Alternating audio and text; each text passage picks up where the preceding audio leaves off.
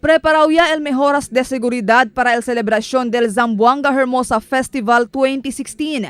El cosa y habla el jefe del Police Station 11, Police Superintendent Bonifacio Arañas, durante el press briefing na City Hall en Andesaga. Y habla si Arañas kay niya kada igual trabajo, todo el mga personajes quien envuelto na implementación de seguridad durante el mencionado okasyon.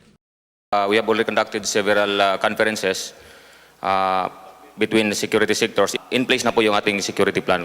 Ay konsentra según mucho el de la Viciada na mga lugar donde ay kondusi con el mga programa o aktividades en koneksyon na Fiesta de la Virgen del Pilar. Ta incluye según na mga lugar el Fortaleza del Pilar y el Paseo del Mar.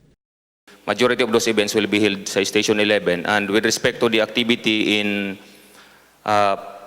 Port Pilar area and Paseo del Mar, mayroon na pong mga specific task sa security. In fact, si DRDO mismo nag-commit ng additional 80 personnel to be detailed exclusively doon sa Paseo del Mar para every activity sila na yung magpo-provide ng security.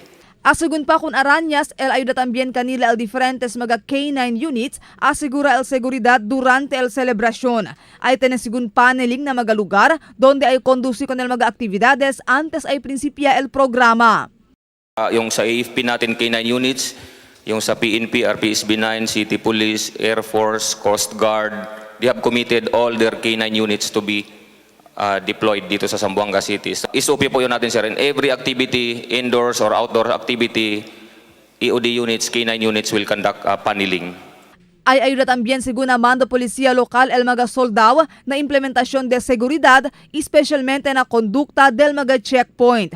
Asugun kun Arañas, aura pa lang, ta-intensifika sila el seguridad na syudad maski na otro mes pa ay prinsipya el Zamboanga Hermosa Festival.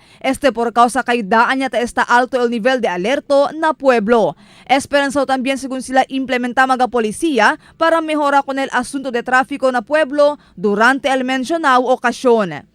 Marifita Mayo, Dateline Zamboanga.